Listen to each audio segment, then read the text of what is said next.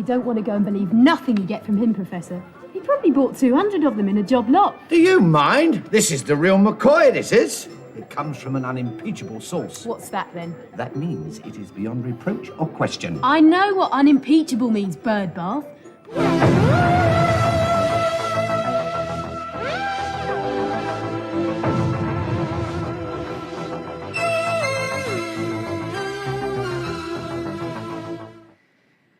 And now for our Saturday interview with Sophie Aldred, please welcome our interviewer, T. Aaron Cisco.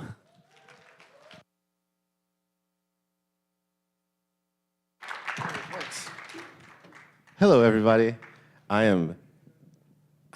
So you know how people come out when they're going to do interviews or any kind of presentation, and they're like, oh, I'm so happy to be here.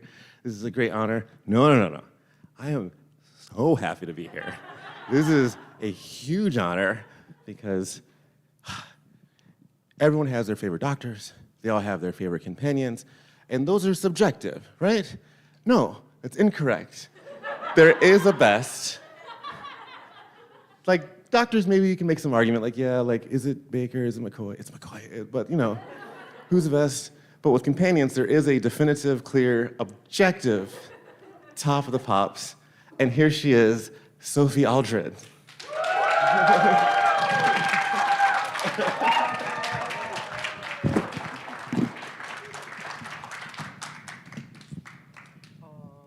You're so lovely.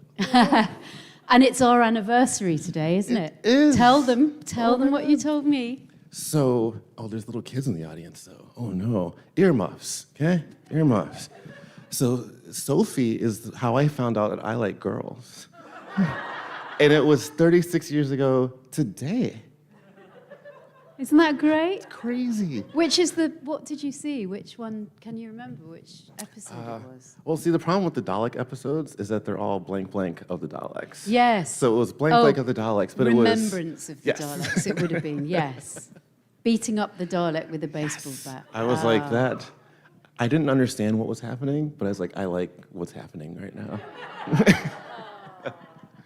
Because this isn't about me. This is about the greatest companion of all time. But the way I got introduced to Doctor Who is that my father would, we were in the States, he would trade video cassette tapes. So video cassettes were kind of like YouTube, but like in plastic rectangles. And on those tapes for my birthday, which is today, he was like, hey, Is it your birthday today? It is my birthday today. Oh my God! Happy birthday to you. Happy birthday to you. Happy birthday, dear. Do we say T, Aaron? Yeah. Happy birthday to you.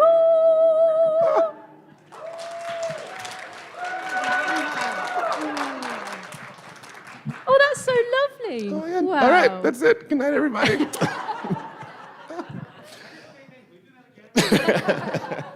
Take two. Yes, but for my birthday, he got me a very special edition, and he was like, I think you'll like this one, and he was right. But that's enough about me. No one out there wants to know. We don't know about you. Let's start at the beginning. All right, so you were a drama student in university. Yeah. You were singing and performing, but you were balancing singing in men's clubs? Yeah. With children's theater? Yes. So I have to ask, obvious question, who's the tougher audience? That's a very good question. I mean, children tell you straight what they think, don't you? So they are a tough audience, but I've never found any audience tough, really, because I've been lucky enough to always play great characters. In fact, the first children's theatre I worked for was a very, very small kind of educational children's theatre company called Theatre of Thelema, and we used to tour around parks and schools and various things. And I played this, guess what, strong, young, female character with a ponytail called Viva Chevette, which was actually the name of a car in there. But and I had a puppet on my arm as well, a kind of like a a bird puppet like this. It was really good fun, and it was called Marathon Madness, and it was like a car race. It was great fun. And I had a granny. My granny was played by this lovely, she's now a great friend of mine, called Susie. And the weird thing was, she said, when we'd known each other for a few weeks, she said, "You know your surname's Aldred," she said. "Does your family come from the Midlands?" I said, "Yes." She said, "Do they come from this town called Ilkeston?" I said, "Yes." Because I've got some Aldreds from Ilkeston in my background, so it turned out we were actually way back related to each other in some way. It was very strange. So did you always know that you wanted to be a performer or in performance of some kind from a young age? Or? I think I did. I remember when I was 5, I used to put on plays in our garage and make the local children be in them. And and my brother, who's 3 years younger, would always have to play some menial character, and I'd always be the hero. So I was the handsome prince, actually, most of the time. But yeah, I always loved performing, and I don't know where it came from because my family aren't in the performing business. But I loved playing a character from an early age. You know, when children do that, I was a character from a series called Thunderbirds, Jerry Anderson. I loved that show, yeah. And I always wanted to be Scott Tracy. Although I didn't want to be him, I was him. And everyone had to call me Scott. And my mum even made me a little costume. This was when I was about 4 or 5, I think. And and then there was somebody who was at Wimbledon, you know, the tennis champion. My grandmother used to love sports, and we watched together. And he was called somebody like Richie or somebody like that. Anyway, apparently the next day I came down in a cap and a shirt and shorts with tennis rackets, and they had to call me Richie. So I think I just used to take on these personas, and then I never grew out of it, basically. So is that still your approach when you get offered roles, whether they're on screen or voiceover or theatrical or film? Do you just fully embody the character, or is there a detachment process, or is it still young Sophie just becoming who they are?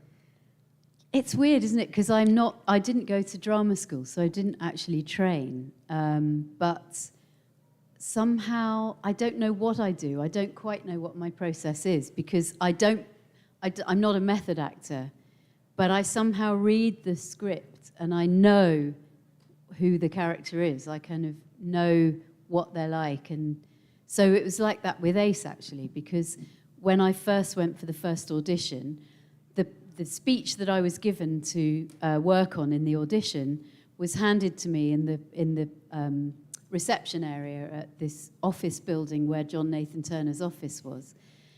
And it was Ace's speech from Dragonfire. I don't know if you've seen it. It's the one where she and Mel are there's just a little pause in the action, and it's very unusual.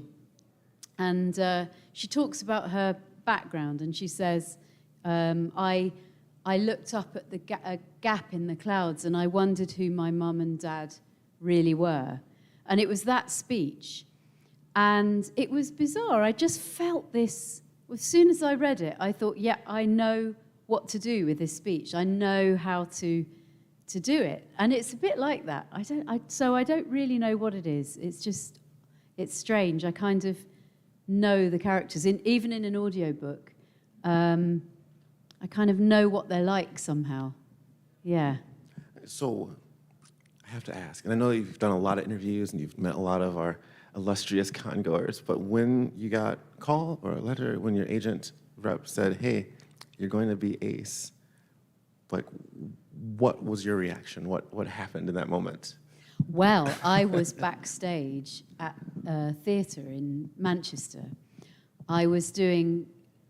How many of you know this story already? Oh, fantastic, great. A few of you do, sorry. It's long. I hope not to bore you. So I'd been down to London, I'd been to meet the director, Chris Clough, got this speech. Then 2 weeks later, I was asked to go back to see John Nathan Turner, and I was in his office for literally 10 minutes. And he asked me to read the speech again, and then he did a bit of directing, and then I read it again. And then I went back up to Manchester thinking, that was a waste of time and money. Anyway, about 2 weeks after that, I got into the theatre one night for the show, which was Fiddler on the Roof, with Topol, who played the role of Tevye in the movie. He reprised the role. It was amazing working with him. And I was the back row of the chorus, just one of the chorus members. Anyway, I got into the theatre, and all over the boards were messages saying, Sophie, ring your agent. Sophie, ring your agent. Sophie, ring your agent. Sophie, ring your agent. And, of course, it was before mobile phones. I didn't even have a landline in the flat that I was living in. And so it was too late. I was due on stage for Tradition at the beginning. So I went and did that. And then I came off stage, and I had quite a long break till the next scene. So I went down to the telephone box backstage at the stage door. You had to have your pile of coins. Remember those phones? And you put the coins in. So I rang her, and it was obviously evening by this time. And she was a little bit cross with me, my agent. She said, Sophie, I've been trying to get hold of you all day. Where have you been? I said, I've just been shopping. She said, well, they want you for Doctor Who, but it's more complicated than that. I'll call you back. So she put the phone down, and I was standing there going, wow, I've got these 3 episodes of Doctor Who, because that was what I was up for, 3 episodes. And she called me straight back, and she said, I'm sorry I was cross, but I've been trying to it's very exciting. She said, they want to know whether you would be interested in taking on the role of the Doctor's companion. And I looked at myself on equity minimum wage, in my kind of ragged clothes in the back row of the chorus, or one of the most iconic roles on British TV, the Doctor Who companion. I wonder. So obviously I said, yes, please. Put the phone down, and then I was just almost, it was like a shock in a way. I couldn't quite take it in. And I walked out of the phone box. I've said this earlier today. I walked out of the phone box, and the first person in the queue, because there was a queue for the box, was playing our rabbi in the production of Fiddler on the Roof, a guy called John Scott Martin. And John Scott Martin was Zarbee's, Daleks. He did a lot of monster work on Doctor Who. Lovely, lovely man. And we'd been kind of talking to him about Doctor Who and taking the mickey out of him. And I just said to him, John, I got the part. And he smiled, and he reached inside his rabbi costume, and he pulled out this postcard, and it was a BBC publicity postcard. And it had a picture of 3 Daleks on the front. And he handed it to me, and I turned it over, and on the back he'd written, Dear Sophie, welcome to the family. Aww. You will not be exterminated. And then it was really funny, because I said, how did you know? And he said, I just had a feeling about it. Amazing. And the very next scene was called the gossip scene. And what happens is the chorus runs on, everyone's going, have you heard, Cyclops got a new sewing machine, and all this. And then Tevye comes on and has a chat with one of the villagers. So we all run on stage, everyone's going, have you heard, Sophie's got the part in Doctor Who, Sophie's got the part in Doctor Who. And I'm like shell-shocked, wondering what's going on. Anyway, Topol walks on stage left, upstage left. He walks down stage. We're upstage right, up there, all in a group. He stops. He looks at us like this. He walks slowly across the stage, finds me, gives me a great big hug and says, well done, Sophie, in that lovely deep voice of his. and then walks back over and carries on with the show. What the audience thought, I do not know. So it was an amazing, amazing moment to find out. So now, I mean, natural follow-up then, when you got the call that they wanted you to reprise the role, I'm assuming it was slightly different.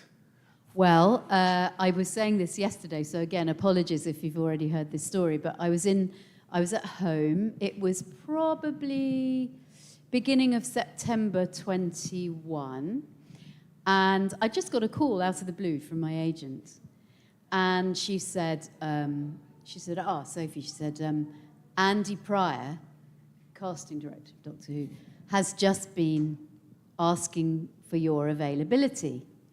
And we all know what that means. And I said, oh, wow. And I ended the call and I burst into tears, basically. It was just so emotional. And my husband said, what's the matter? What's the matter? And I said, Andy Pryor has been asking for my availability, and we all know what that means. And anyway, so it was really exciting. And then I had a Zoom call with Chris Chibnall, and he said, would you do me the great honour of being in the centenary episode of Doctor Who? I said, wild horses wouldn't stop me from being in it.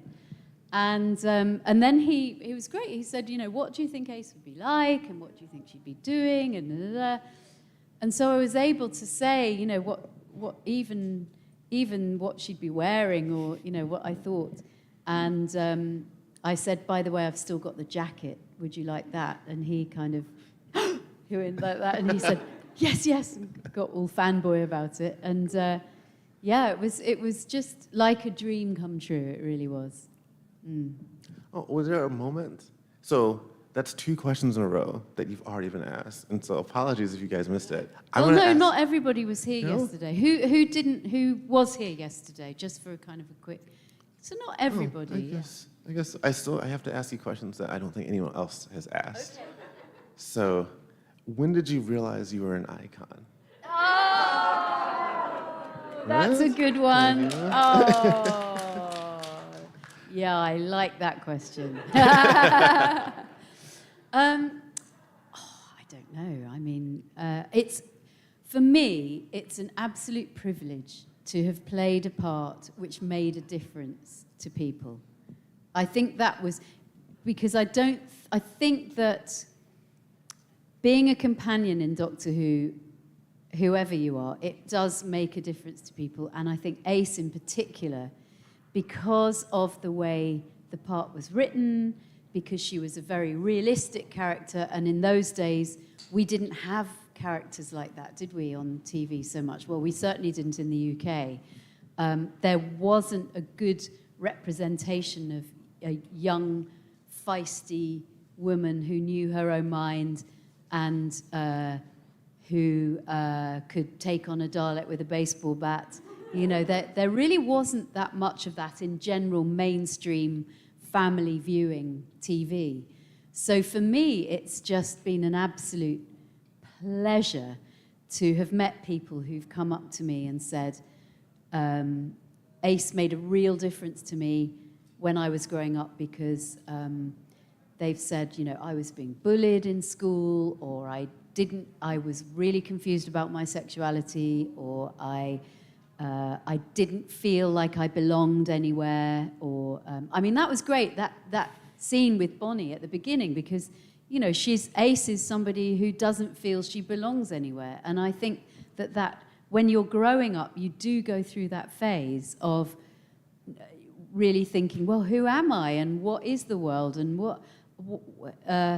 why haven't I got any friends, and what's wrong with me, and there must be something wrong with me, or I'm frightened of clowns, or whatever it might be. And I think the writing was so brilliant, and Andrew Cartmel was the leader in that, the way that he had this fully rounded character of Ace, and then working with Sylvester, who was very, very generous and always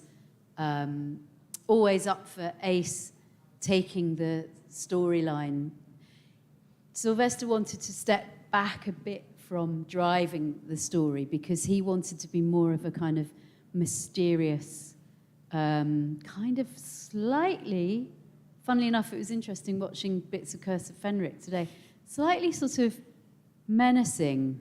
And, that's the story where the Doctor becomes manipulative for the first time. And, that was something so different. So his generosity with that he was creating this new kind of Doctor, meant that Ace had an awful lot of the action, which was really amazing. And you're still friends with Sylvester McCoy. Oh, yeah. So Yes. In fact, I should send him a message this weekend. Yeah, we're great friends. We met at the read-through for Dragonfire, and we both realised that our birthday was on the same day, August the 20th, and we've celebrated a lot of our birthdays together because we're often in Edinburgh at the festival at the same time. Yeah, I should have packed him in my bag. So yeah, I don't know, we really get each other, I think. He says we're such good friends because I'm the only person who laughs at his jokes. But I think quite a lot of people laugh at his jokes. So what's something, again, questions that you're probably not asked too often. You're celebrating your birthdays together. What is one of those little things, not a bad thing, not something that you just can't stand, but what is one of the odd little quirks that Sylvester McCoy has? And conversely, if we asked him the same question, what would he say about you? Oh, well, probably I talk too much. That's probably what he'd say. And I'm quite bossy as well. But then, you see, I think girls get a bad rap with the bossy thing. Yeah, I think it's leadership quality. Absolutely. Because you don't say to a man, oh, you're too bossy, do you? You just say, oh, you're a great leader. Yeah. So, No, quite there we right. go. And I think the other way round, let's see. Oh, I don't know. I can't think of anything with Sylvester. Let's see. If I think of something, I'll let you know. Absolutely. Like you're in Edinburgh, you're at the pub, you're like, hey, Sly, I'm going to get the first round. And he's like, oh, that's right. Just don't forget the 3 cubes of ice. Not 1, not 2, 3. And you're like, oh. No, he's very unfussy, and he's generous to a fault. I mean, he's just amazing. For his 70th birthday, which was, gosh, it was nearly 10. He's going to be 80 next year, folks. Wow. Isn't that amazing? He doesn't seem like it. But for his 70th birthday, we were in Edinburgh, and he invited me, my husband, and the 2 boys, and a whole load of other people as well. There was, his 2 sons, his godson and his godson's dad, who's one of his best friends, and a Tomek who was in Curse of Fenric. He played Captain Sorin, and his wife. And we all went to this very expensive restaurant in Edinburgh, which was one of those Michelin star restaurants, you know. It was beautiful. It was like a beautiful lounge, and you sat around, and then you had these little kind of, what are they called? Amuse-bouche, you know, these little foaming drinks with foaming pea with little, beautifully laid out, and then these tiny bits of food on the plate and all, you know, it was just amazing and probably extremely expensive. It was quite funny, though, because you had several courses, you know, these little, lovely little bits and bobs. And halfway through, my eldest son, Adam, who must have been, well, he's nearly 23, so he must have been 12 at the time, he sneaked over to my table. He said, Mum, can we have fish and chips on the way home? Because he was hungry, because these tiny little portions. Anyway, and Sylvester treated us all to that. It was amazing. Yeah, he's very generous. So this is fun. I have all these notes. These are like very professional. I was making jokes about. This is incredible. But no, I like this challenge. I'm going to try and ask you things you haven't been asked before. Okay. Cool. We're going to play Desert Island. Oh, yeah, For goody. this game. So you seem like you're an avid reader because you've written Yes. a nonfiction book, which is fantastic. Ace, you should check it out. And then you wrote Childhood's End, Yes. fiction book, also fantastic. Desert Island, for some reason your bag terribly damaged, only holds 4 books. Ooh. 2 nonfiction, 2 fiction. What do you take? And why? Oh, I know the first one immediately, and it's an American author, you'll be pleased to hear, one of my very favourite novels, which I studied at school. And I think when you study a book at school, and you never study like that again, do you? Well, I don't know what the system is over here, but for our A-level English, you have a few set works, and you really get into them in depth. And it is The Great Gatsby. Yeah. Nice. I love it. I haven't seen the latest movie. I know it's quite old now. I saw the one years ago with Robert Redford, and Mia Farrow. But I've got the pictures in my head, my pictures, and I don't want to, like. Get Well, rid of the thing about Gatsby is that the only hero in the story is Tom, Yeah, which is horrible. I mean, it's he's weird, isn't it? misogynistic, he's racist, he's a Yaley, but he's the only non-despicable character. Yes. Right? Oh, I'm losing some people. Let's turn it back. Oh, the So, narrator's no- good though. Nick's. Is he? See, Nick's well, what the kids call like a poser. Well, I suppose so. Yeah.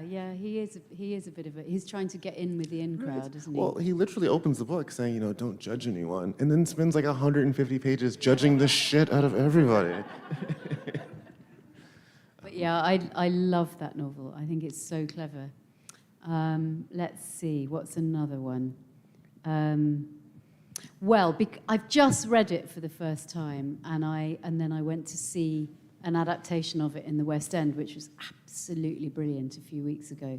And it's I'm real classic novel, by the way. It's Orlando by Virginia Woolf. I don't know if you've read that. It's just so ahead of its time, folks. The character starts off, it explores gender, basically. It's just incredible. And she writes, it's so tongue-in-cheek, it's funny, and Emma Corrin, I don't know if you know that actress over here, played Princess Diana in The Crown, the first Princess Diana.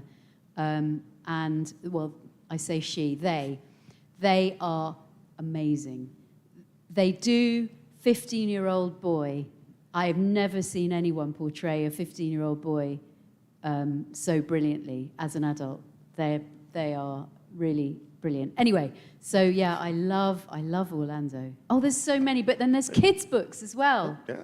I love my kids' books. So the complete works of Richmal Crompton, you may not have heard of her over here, but she wrote this series of books starring a character called William, just William, which Bonnie was in years ago as a character.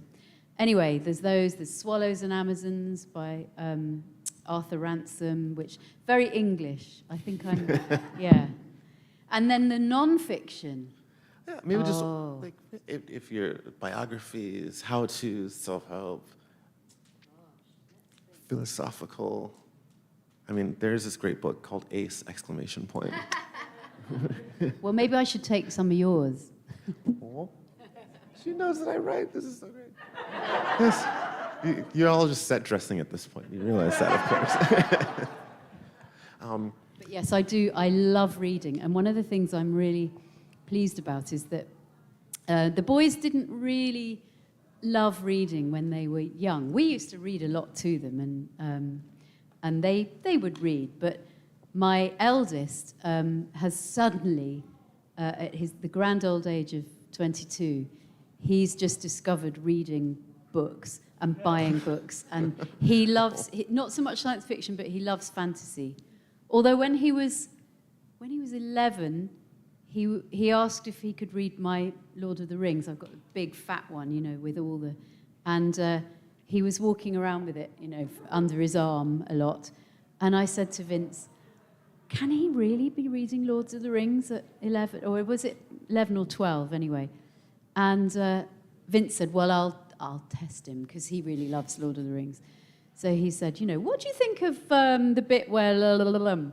And Adam said, oh, yeah, it's great. And then they do this, and then they do that. And I love the descriptions of the Shires. And we thought, he really is reading it. And then when he was 13, he did a... they went to a Waldorf school, my boys, a Steiner Waldorf school, which is a bit of a different method of education, very creative and artistic. And they have a Class 8 project where they take something that they love and they go into it in great depth, and they can make something and they can then present it as a project. And for his, he said, what happened? How did Aragorn get to the prancing pony? So he did the kind of the little bit of backstory before that, and he wrote an audio play, and he directed it with some of my friends who are actors, so, and somebody called Sylvester McCoy, and it's very sweet. And then his brother and his best friend Rose, and it's great. Paul Hilton, who's just played the most brilliant Iago in Othello at the National Theatre. So, I mean, he had a pretty good cast. But yeah, so reading is now a big thing for him.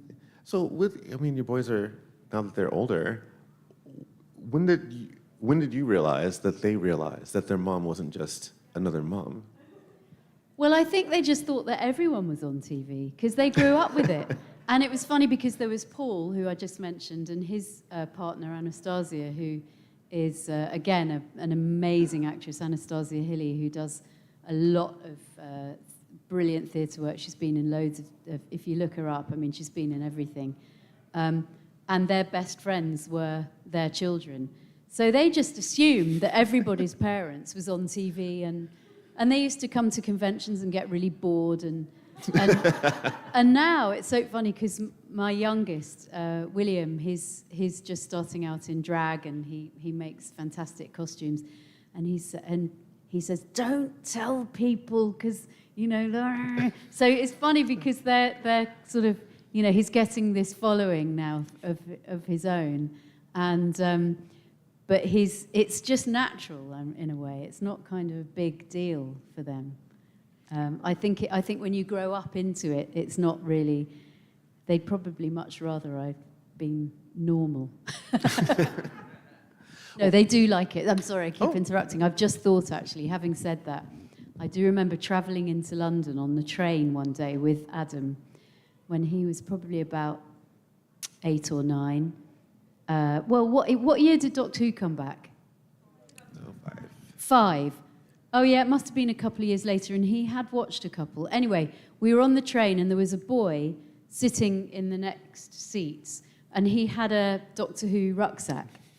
And at some point, he just turned to me and he said, Sophie Aldred, he said to me, Sophie Aldred, what was it like being in Doctor Who? In a really loud voice. Because I think he wanted to sort of show off about me. It was very sweet. Well, what was it like being in Doctor Who? Because you grew up in the UK, so it was at that point, and you're so young and still flawless, right? Look at this, please. I know you're not supposed to objectify, but this isn't objectification. This is just an observation of objective facts. Thank you. Let's get that clear. Yeah, good. But you walk on set the first time, and then here's a Dalek, and it's one thing to see him on your television, and now, but here's one up close. Here's the TARDIS. You can touch these things. It was amazing. The first scene I did was in Dragonfire, and it was the scene, if you've seen the episode, where Kane is tempting Ace with the coin, and he holds the coin up like this. And I didn't do a screen test for Doctor Who. I hadn't been in front of a camera before, so this is my first time walking on set. And it was a huge set. It was in the biggest studio in Europe, Studio 1 at BBC TV Centre. And it was a big set with Bonnie was up there, and Sylvester was somewhere, and Eddie Peel, lovely actor who was playing Kane. He was really helpful. He said, look at me with this eye so that your face is turned more towards the camera. Because, all these tips they gave me, it was great. And he held the coin up like this in the rehearsal, and he said, just look up there.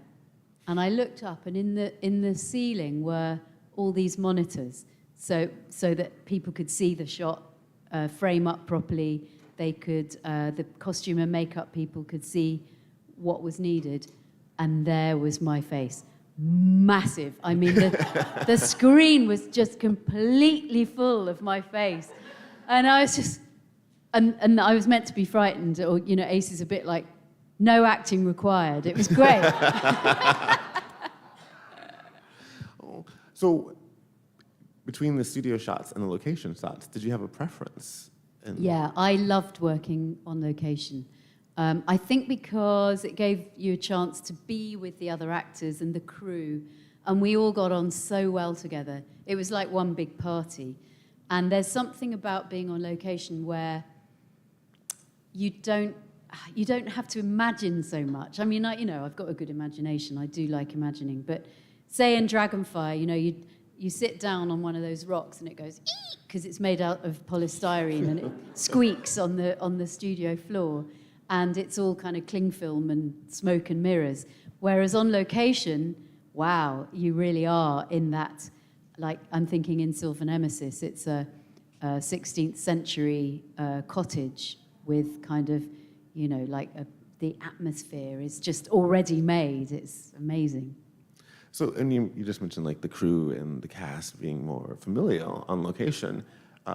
Were there any challenges or any hesitations when you came back to this same show, but it's all these years later, new doctor, new cast, new crew, or was it just kind of like riding a bicycle? Like, what was that moment like kind of re-stepping back into it?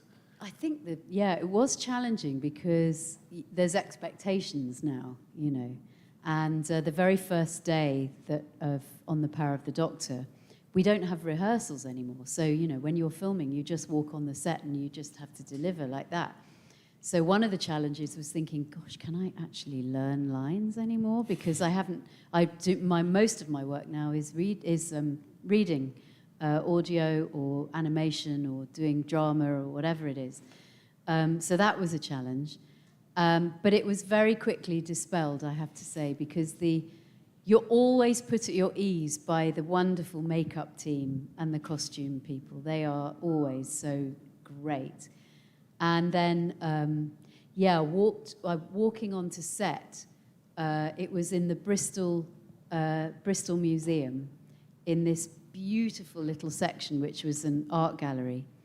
And I was surprised by the number of crew, and everyone had masks. So that was odd, because you couldn't kind of, like the director couldn't you had to get to know people with their eyes. And I realized very quickly that your brain makes up what's under the mask. It's really interesting. If you should try it. And my makeup, India, my lovely makeup person, she had a mask on nearly all the time. And then one day, I met this woman, and she said, "Oh, well, we're just," and I thought, "Oh, wow, that's her. She looks completely different because, you've only got to know half her face. It's really strange." Anyway, so I'm on the set, and I walk on, and the first assistant he says, "Right, everybody, just want to say, welcome back, Sophie Aldred." And everybody burst into applause, and it was just so lovely and such a really lovely welcome.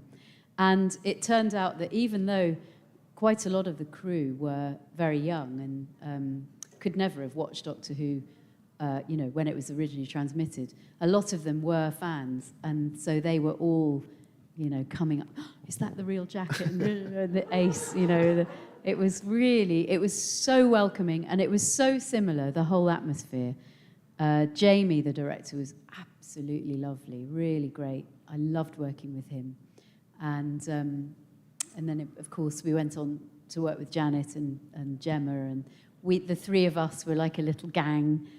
We got on really, really well. And then Jodie appeared, and that was like bounding onto the set, sort of really full of energy, and she was lovely as well. So she was really excited to meet us and manned it. Oh, it was just a joy. It really was, the whole thing. So I read, I don't know if this is true or not, that you did your own physicality, your own stunts. So I guess this is a two-part question. Is that true? And then why? Good question, yeah. I think, yes, it's true. In the classic series, the only stunts I didn't do was the actual bit where I jumped through the window in Remembrance of the Daleks, because there was a wall the other side, and they didn't want me to break through and then smack into the wall like a sort of, cartoon down the wall. So I couldn't do that one. I was very disappointed because I really wanted to.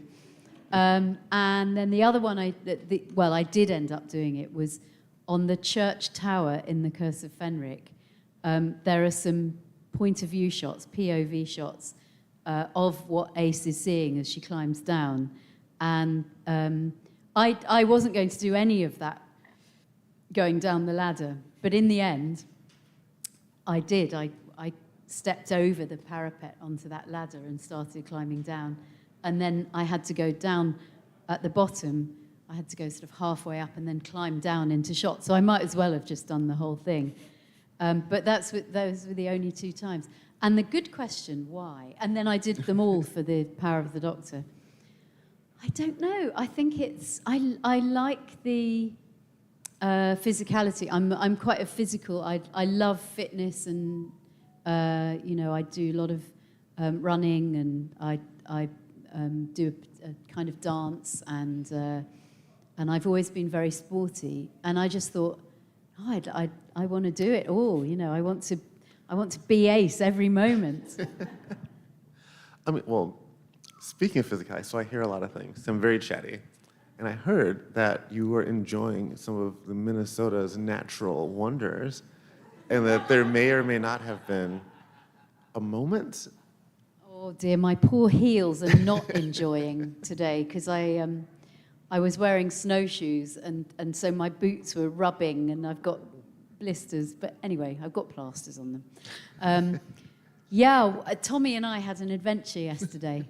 It was so great. Tommy's pretty much exactly half my age, but I was very pleased to be striding out with him yesterday, with our poles and our snowshoes. I've never worn them before, so for me it was a great thing to do. And we walked and we walked and we walked and we talked and we talked and we talked, and then there was a point at which we thought, ooh, which way do we go? Where's the hotel? And I thought he knew where he was going, and he obviously didn't. And so then I went up this bridge, and which I can actually see from my window in the hotel. It's like, is that? Wow, it's a long way away. And I saw the hotel miles back, and we looked, and we suddenly went, oh dear. And we couldn't work out for a minute whether we'd been walking for 1 hour or 2 hours, and it was 2 hours. So I thought, I'm due to do autographs in 50 minutes. So luckily, there was somebody coming down the path. We hadn't seen anyone the whole time. So we stopped this guy, and he looked on his phone, and he said, yeah, it's a long way, but you're near a parking lot. So we walked up to the parking lot, and then luckily, Tommy could get a signal on his phone, and we called help. And Anton, come and get us. So he did. Yeah, that wouldn't have been great, would it, if he'd lost the guests? Well, they went off into the wilderness somewhere. They might be back eventually. But it would just be another game, because then we'd take turns. We'd like, let's go find Ace and Tommy. Yeah, you could have sent us, gone out. No, I don't think you'd have liked that, would you?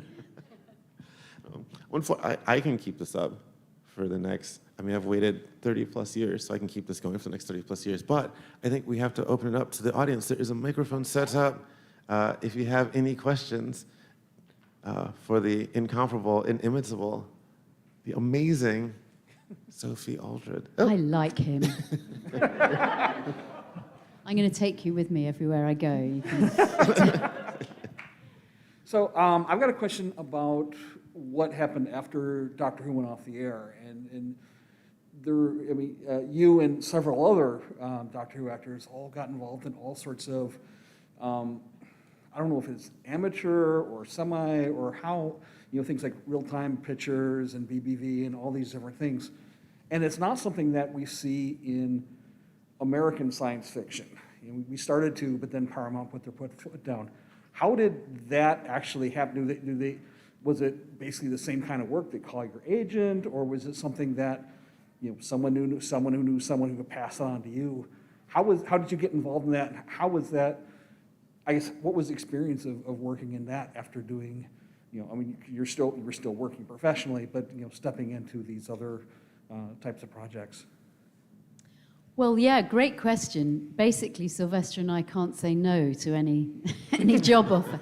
No, we knew by the time the show came off air, we knew quite a lot of people who worked in the industry, but they were also big fans and they were doing their amateur stuff as well. Although having said amateur, it was usually to a pretty good standard. So I think the first person who really got in touch with us, it might have been Keith at Real Time, because he was doing Mythmakers and things. But it was really Bill Baggs and BBV, who was doing the audio adventures, Adventures in Space and Time, and he was doing the Stranger videos as well, with Colin and Nicola. And so we knew each other by then through conventions and stuff.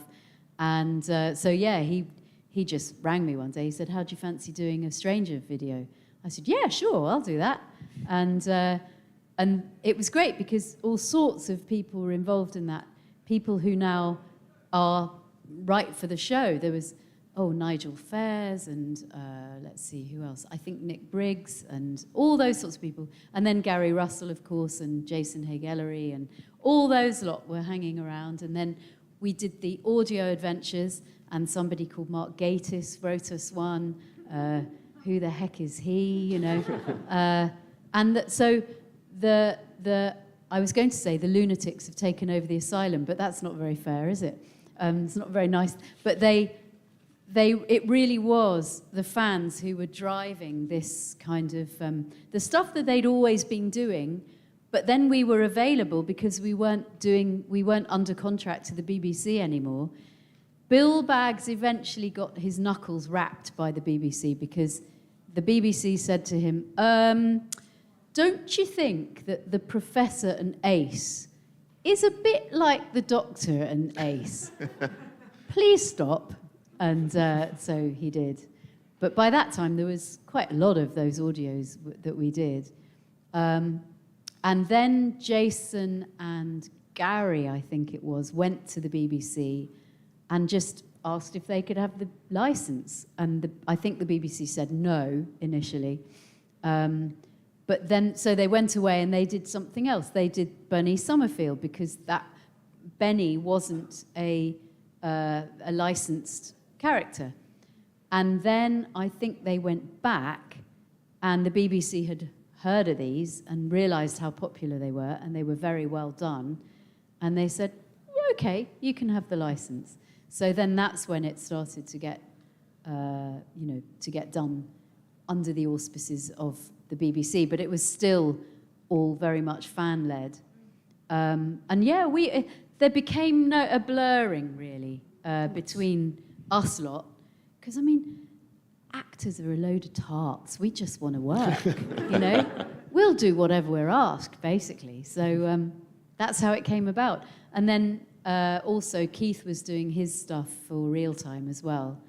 And now I've ended up being an interviewer for Real Time, so that's been fun. Thank you.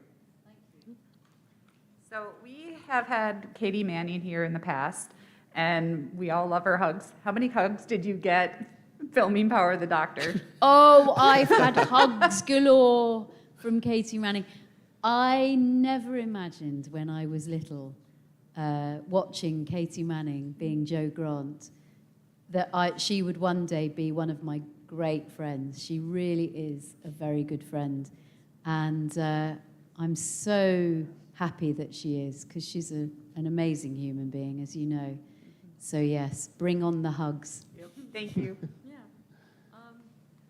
So you kind of mentioned this a little bit, like with people being like, "Oh, I was accused about my sexuality," and I know that for survival, it was very like deliberately queer coded. And a lot of people, especially like my age and my generation, view Ace as like definitely as like some sort of queer. So like you mentioned, like when you knew your icon, like when did you know that you were viewed as like a queer icon within the fandom of Doctor Who? Very strangely, only relatively recently, you know. And I met Rona Munro probably about 5 years ago for the very first time. We did a commentary together for Phantom Films. They put out releases on DVD of commentaries, and we were watching Survival together. And I mean, I talked to her about it, and she said, yeah, she absolutely wrote Survival because she's queer herself. Mm-hmm. She wrote that with completely that relationship in mind. And it makes me laugh now because we were like, whew. We had absolutely no idea, nor did the BBC, nor did anybody, nor did the fans. Well, at the time, I don't think. And so it's been really relatively recently. And I'm just so, I was saying yesterday, and you know, whoever you are, whatever sexuality you are, whatever gender you are, it seems that Ace speaks to that. And I think that's an honor, you know, for me. And then you take whatever you like out of the character. It's fabulous, yeah. Thank you. Thank you, thanks for your question. Okay, this might be a little weird and out of left field. Not as weird as your slippers.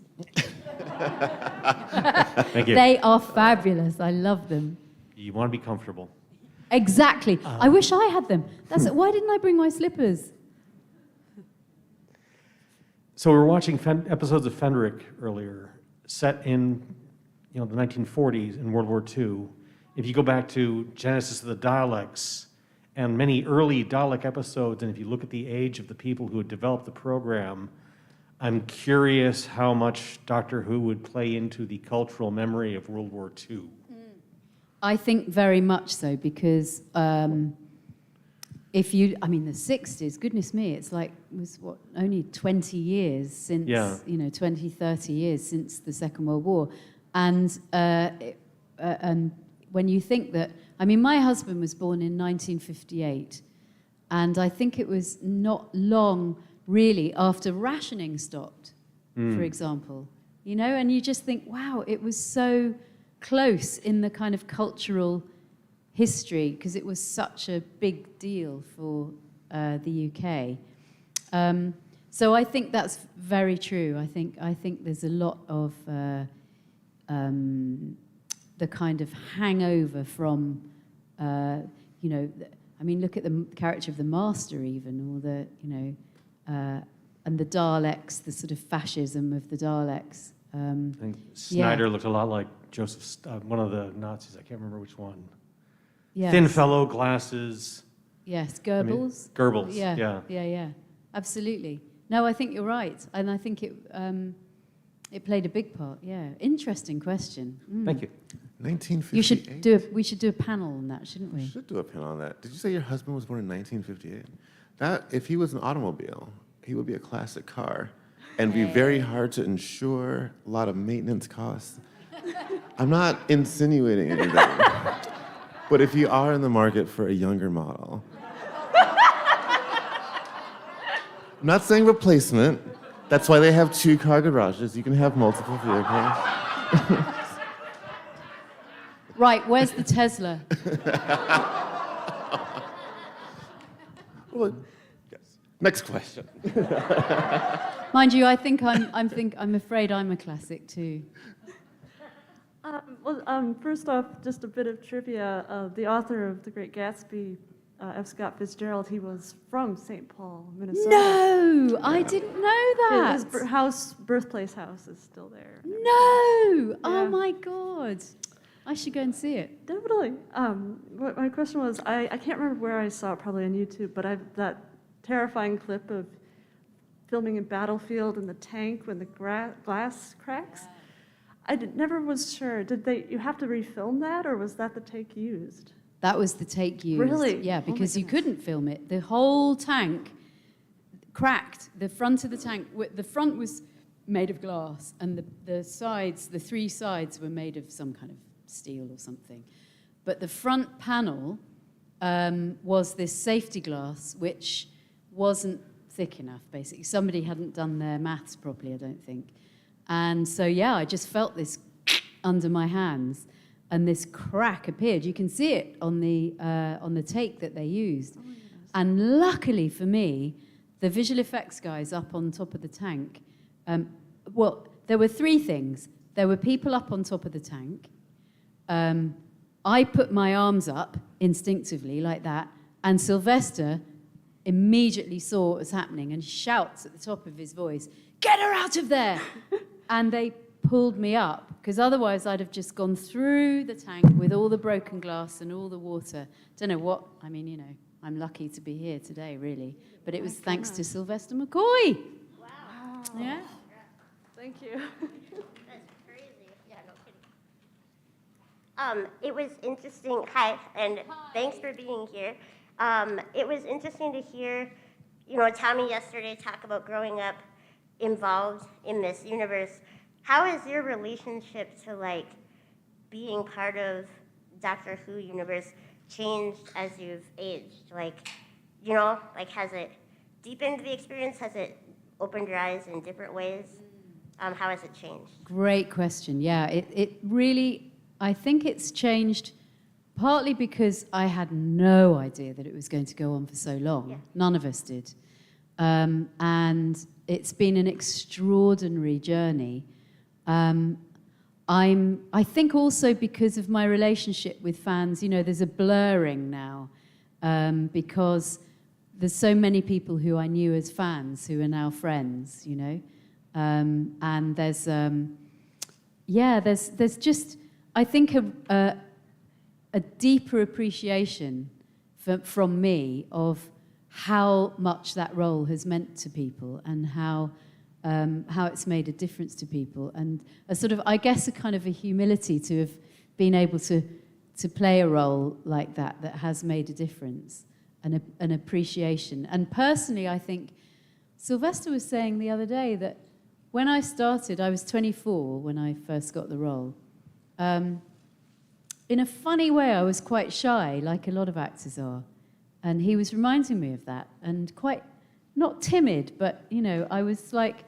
And now it's just given me the most incredible confidence and sort of relationship with people, and the ability to really speak to anybody and listen. Listening, I think, as well, is a quality that I've really developed. Yeah. Yeah, great. Thank you. I like your costume. Thank you. Amazing. Look at that, everybody.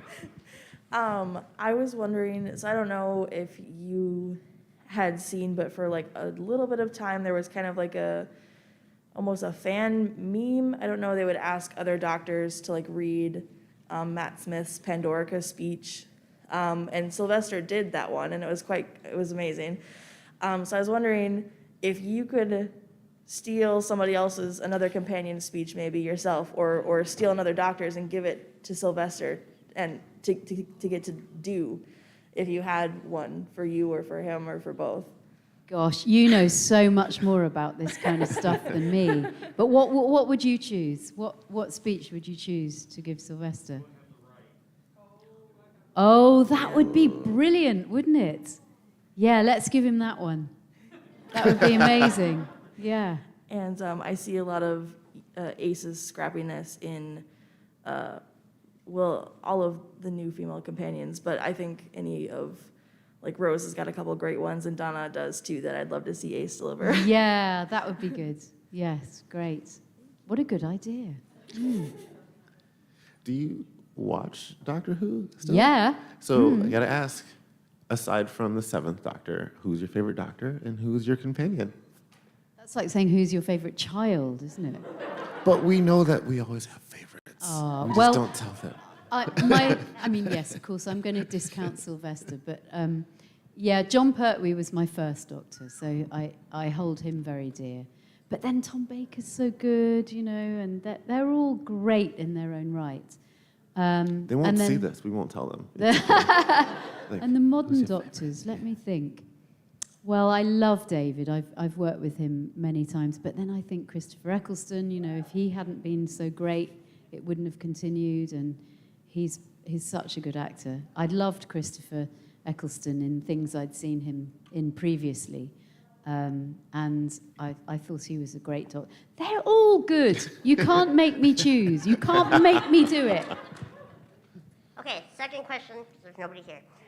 If you could see, like, anything happen in Doctor Who that you haven't seen yet, like a kind of actor, or like a certain type of doctor, or you know what I mean? Like if there's something that you haven't seen explored, what would you, or companion, a type of companion, like is there anything that you'd like to see that you haven't seen yet?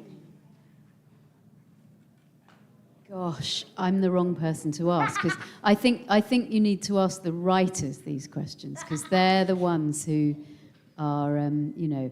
I suppose, if anything, I'd love to see a bit more of Ace's background, you know, her family. That would be fun. Were there any villains or monsters that, watching now, especially in the contemporary era, that you would Weeping like angels, to face? weeping angels, weeping angels. We have time for one more question. Okay. Back when you were doing the show, The Greatest Show in the Galaxy, the tents, and they locked Ace in the room with all the robot clowns. Is it safe to say that Ace was kind of freaking out about the clowns? Oh, completely. Yeah. Okay. I think that was so clever that there was something that Ace was frightened of. Yeah, you know, because you'd think that Ace was, you know, kind of, you know, she can take on a Dalek, she can take on a clown, but there's that weird sort of psychological thing in a way, you know. She probably, and like we've all done it, haven't we? We've had an experience in our childhood and we've made a decision about that experience, and we've decided that, you know, that's scary, and it could be anything. For me personally, I went to see the Nutcracker Ballet every year. My family took me and my brother. I was so scared of the rats. They were dancers, for goodness sake. They were, but I was so scared. Was convinced that I could see rats running around my bedroom floor every night. And then my mother she came up with a brilliant idea of pretend rat poison that she'd spray down. And then what was weird was, you know, the production of Fiddler on the Roof I was talking about? Well, when I got to rehearsals for that, there were some dancers there, and I was saying to them, oh, you know, they were retired and had gone into musicals. They were ballet dancers, and I said, oh, where did you work? Royal Festival Ballet. Oh, I used to go and see the Royal Festival Ballet. Turned out when they were like 16, they were the rats that I'd watched. So it was great. I've had such great therapy. First of all them, and then I got my own back on Cybermen, who I was terrified of as well, and Daleks. It's incredible. Much cheaper than therapy. Oh, well, I want to say thank you so much. You know, there's sometimes people say, like, don't meet your heroes. And for them, they're just admiring the wrong folks, because it's been an absolute pleasure. Everyone at Council Room, Sophie Aldred. Thank you. Thank you. And happy birthday to you.